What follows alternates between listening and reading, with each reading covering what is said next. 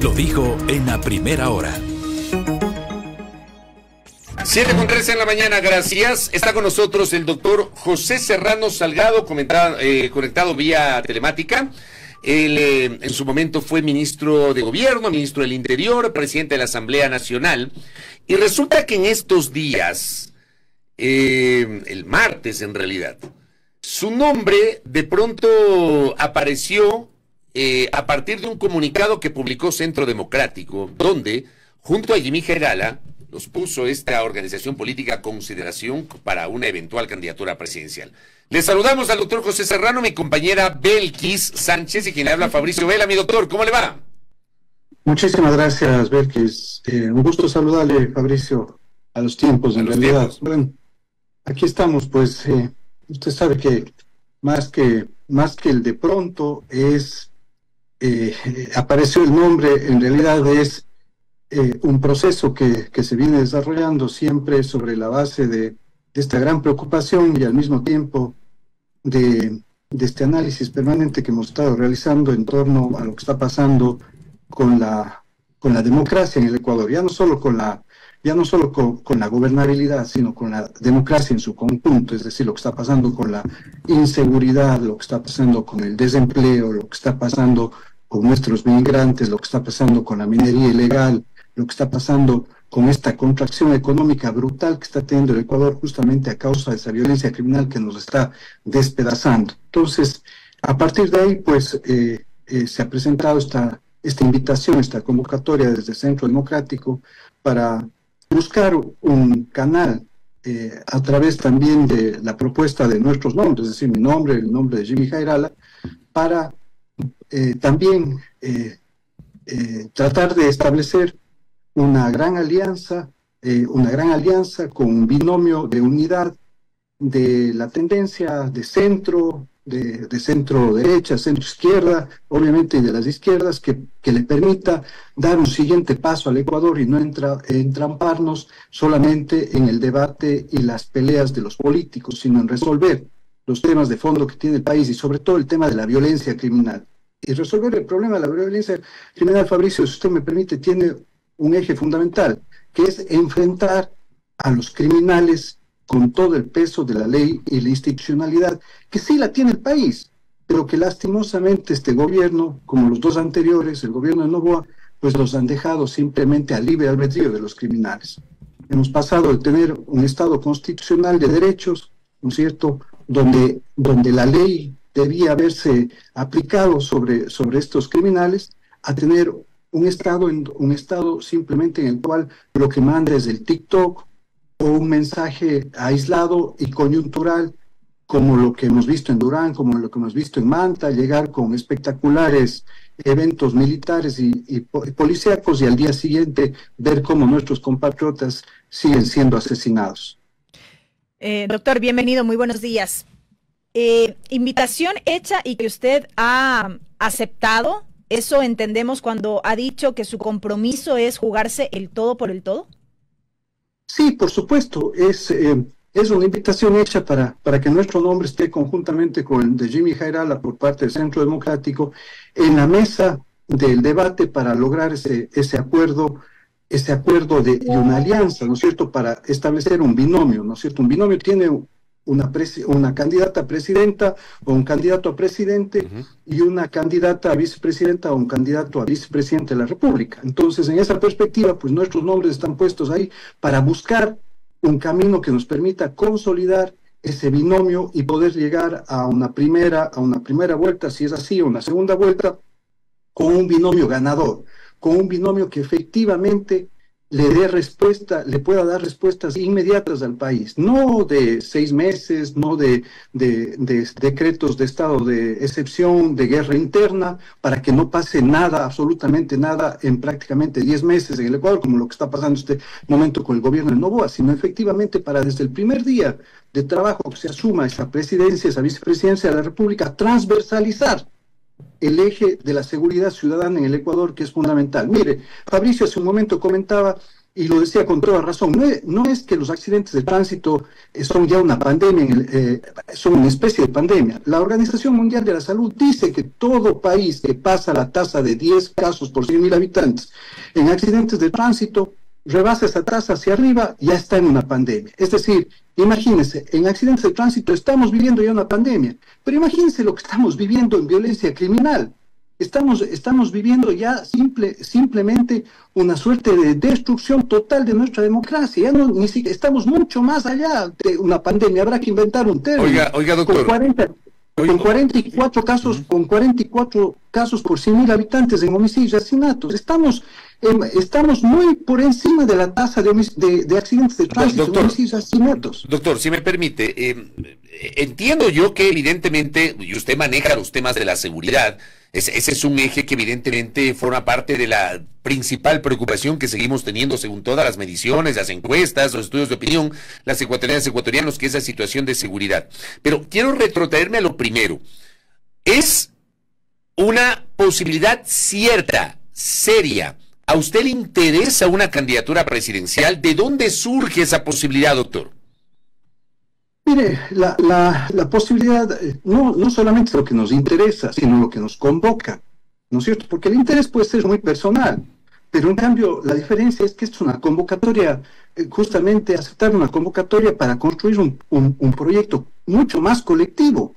Esa es la perspectiva que tenemos. Entonces, en esa perspectiva uno tiene la obligación, no es ningún sacrificio servir al país, pues vengo de una familia que ha servido al país toda su vida, yo mismo he servido al país prácticamente toda mi vida profesional, mi vida adulta, ¿no es cierto? Entonces servir al país es lo que me convoca definitivamente, y eso puede ser efectivamente dentro de ese binomio, perfectamente, porque volvemos a lo mismo, Fabricio, que le mencionaba hace un momento. ¿Por qué me convoca incluirme en este proceso, insertarme en este proceso de construcción de una gran alianza para tener ese binomio de unidad y ganador en las próximas elecciones? Justamente porque el Ecuador no aguanta más con la violencia criminal. Y permítame decirlo así, no puedo yo ser un simple observador de este proceso, tengo que volver al ruedo político, ¿no es cierto? Porque veo que es la única forma en la que hay que volverle a poner el pecho a las balas a los criminales.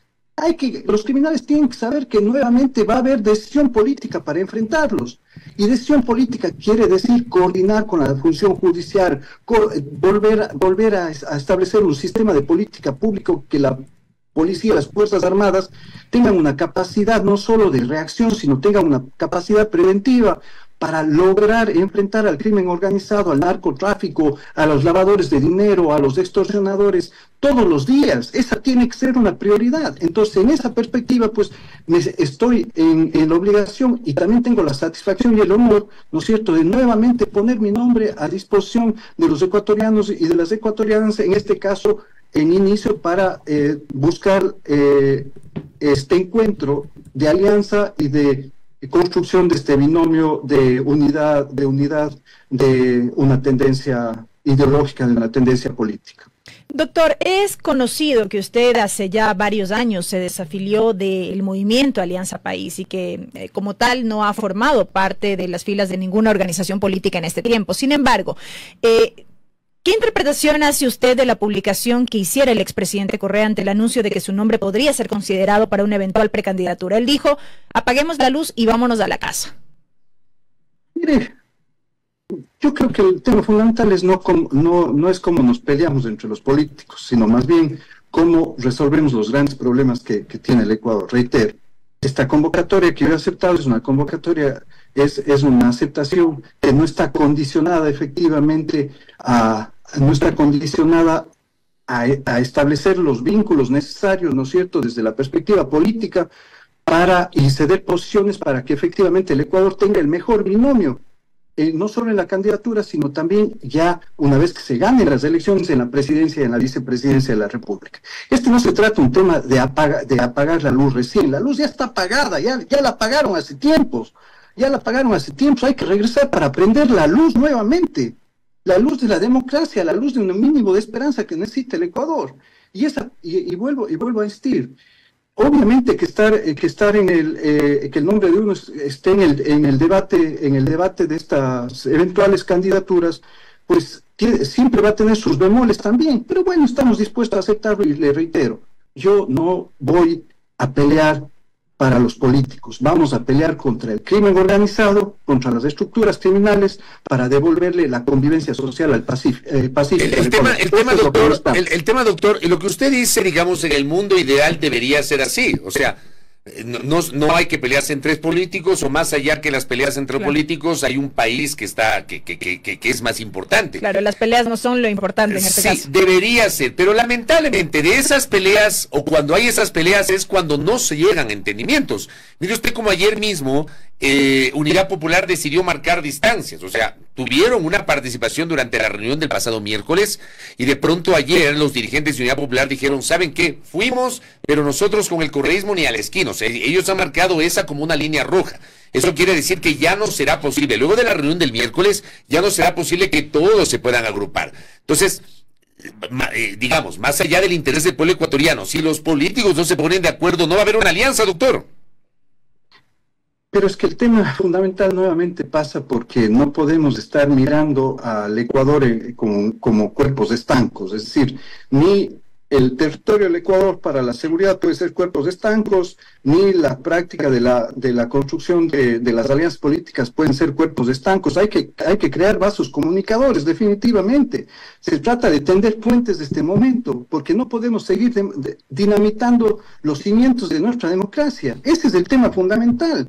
No, o sea, aquí no se trata si es que regresamos a la UNE de los años 80 o 90, ¿no es cierto? O si es que enfrentamos el crimen organizado. Tenemos que enfrentar, o sea, si nos ponen en ese punto para escoger, hay que enfrentar al crimen organizado, ese es y a la delincuencia y al narcotráfico. Este es el tema fundamental en este momento. Si no ponemos las prioridades, en otras palabras, Fabricio, si no ponemos las prioridades que requiere el país para resolver esta suerte de destrucción, de entrada en un camino sin retorno a una democracia inviable, no vamos a ninguna parte. Entonces el tema fundamental no es solamente con quién me voy a aliar, con quien no me puedo aliar, obviamente con el narcotráfico, con quien no me puedo aliar es con el crimen organizado.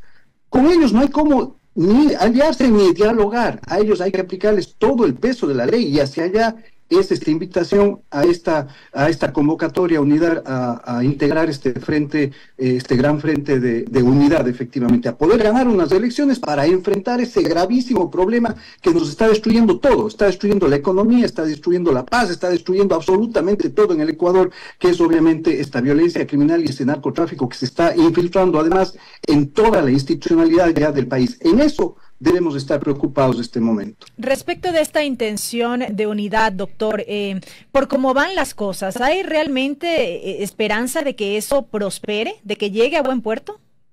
Yo espero que sí. Yo sinceramente le digo que, de acuerdo a todos los diálogos que se han estado manteniendo, tenemos una conversación, una coordinación permanente con Jimmy, con Centro Democrático, y con todo el equipo que está trabajando en esto, realmente un gran equipo que está trabajando en esto, pues se han dado pasos muy importantes en estas últimas 72 horas. Y obviamente, reitero, aquí el tema es cómo los políticos cedemos posiciones, pero todo en función de lograr este proceso de unidad que le devuelve esa convivencia social pacífica al país, que definitivamente es la esencia misma para de alguna manera esta resiliencia que necesita nuestro país de manera urgente y de manera al mismo tiempo radical.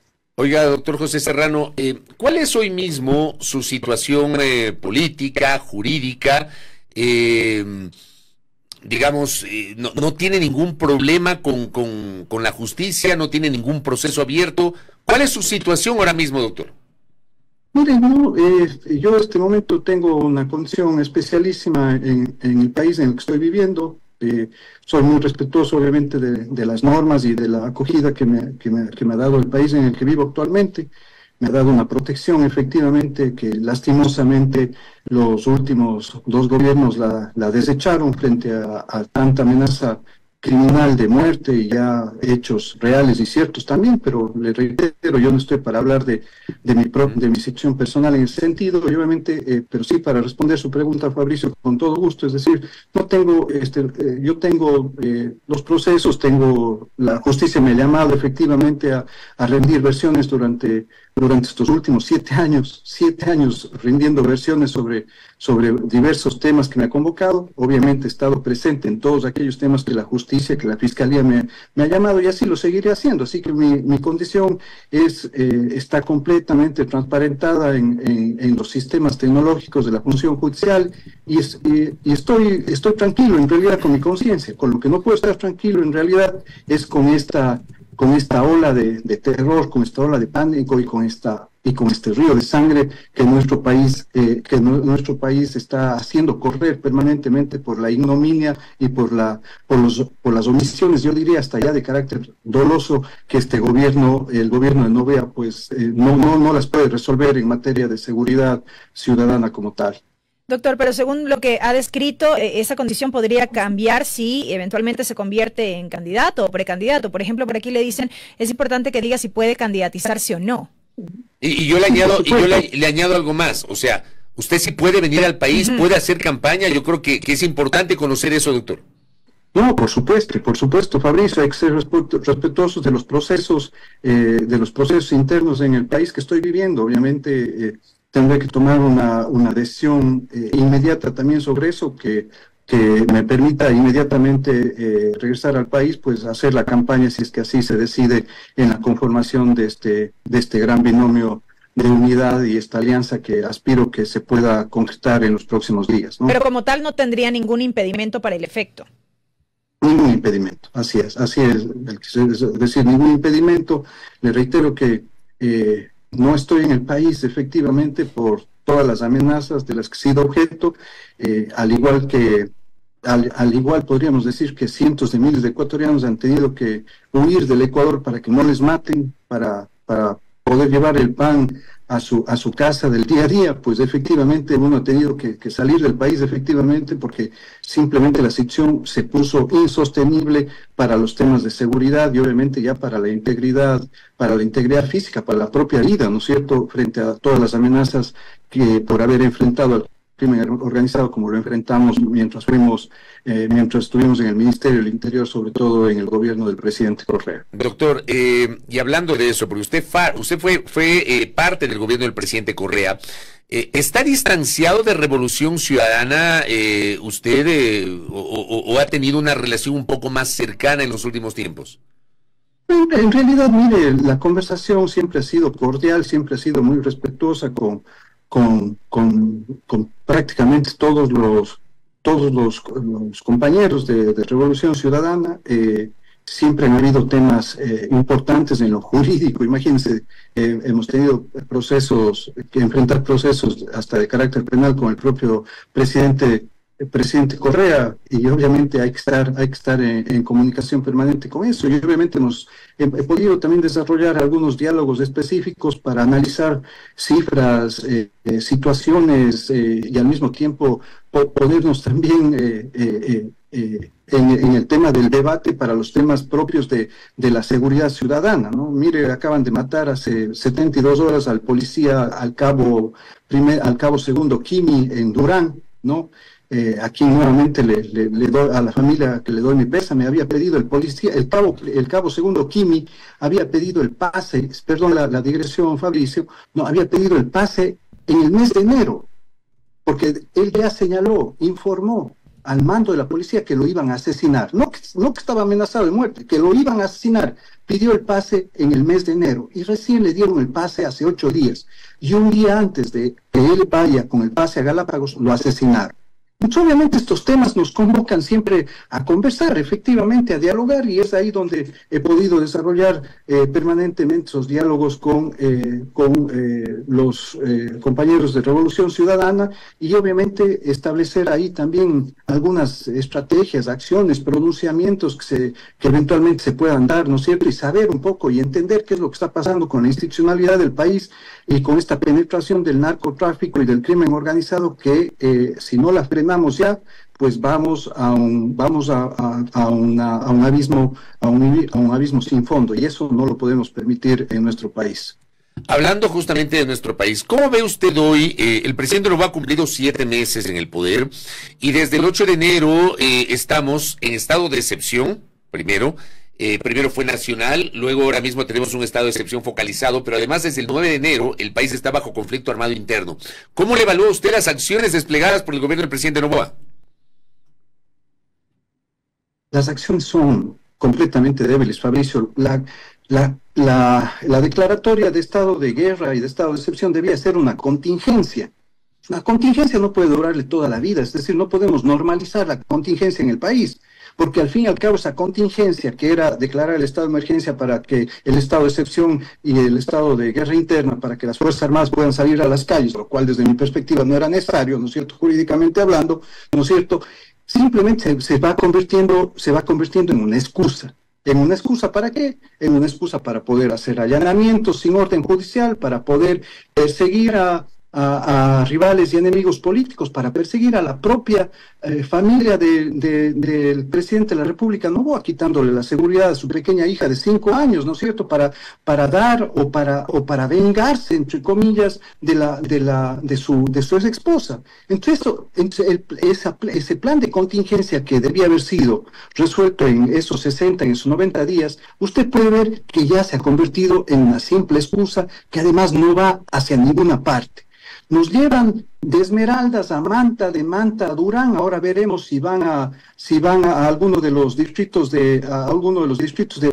más peligrosos de Guayaquil o a alguno de los distritos más peligrosos de Los Ríos, ¿no es cierto?, donde están los 10 distritos más peligrosos, donde más muertes violentas se han cometido en este primer semestre en el Ecuador, ¿no es cierto?, en donde ya hay 3.500 muertes, imagínense, 3.500 muertes violentas, y sale la ministra Palencia a decirnos que nos hemos ahorrado unas viditas de estos días, ¿no? Como que eso somos un producto más de las cajas bananeras, nada más. Eso es lo que nos ha hecho sentir la ministra, ¿no es cierto? Entonces, en esa perspectiva, este plan de contingencia se ha convertido en una excusa, en realidad, para hacernos un gran mecanismo de propaganda, nada más, el TikTok, el recorrido con buenas imágenes y buenas tomas sobre el puente de la Unidad Nacional en Guayaquil, y pare de contar. Porque al día siguiente asesinaron bomberos, al día siguiente asesinaron al policía Kimi, al día siguiente asesinan una familia y con 5 integrantes en Durán, al día siguiente asesinan otra familia en San Borondón. Es decir, no ha servido de absolutamente nada, porque las acciones reales no se están tomando, Fabricio, como por ejemplo la depuración de la Policía Nacional y de las fuerzas del orden público. No se está tomando esas acciones que son fundamentales. No está tomando la acción de coordinación con el sistema judicial para depurar a jueces y fiscales que están sirviendo todos los días a los criminales. Esos son los temas esenciales. Ahí es donde falta adhesión política, y si esa adhesión política no se da, reitero, Fabricio, vamos a seguir cayendo a este abismo sin fondo.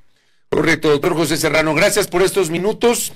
Veamos qué pasa la próxima semana, que podría haber novedades en esa intención de armar un frente de la tendencia del centro hacia la izquierda, más allá de la decisión de Unidad Popular de desembarcarse de esta posibilidad. Veamos qué pasa con el resto de organizaciones políticas y eventualmente su nombre que ha sido considerado. Doctor, muchas gracias. Buen día. Gracias, Fabricio. Gracias, Belkis, a ustedes. Gracias al doctor José Serrano Salgado, ex ministro de Estado, ex presidente de la Asamblea Nacional, y claro, su nombre circuló desde el martes como una opción de Centro Democrático junto a la Jimmy Cajerala. Veamos qué pasa la próxima semana. Primera plana. Todas las noticias, todas las voces.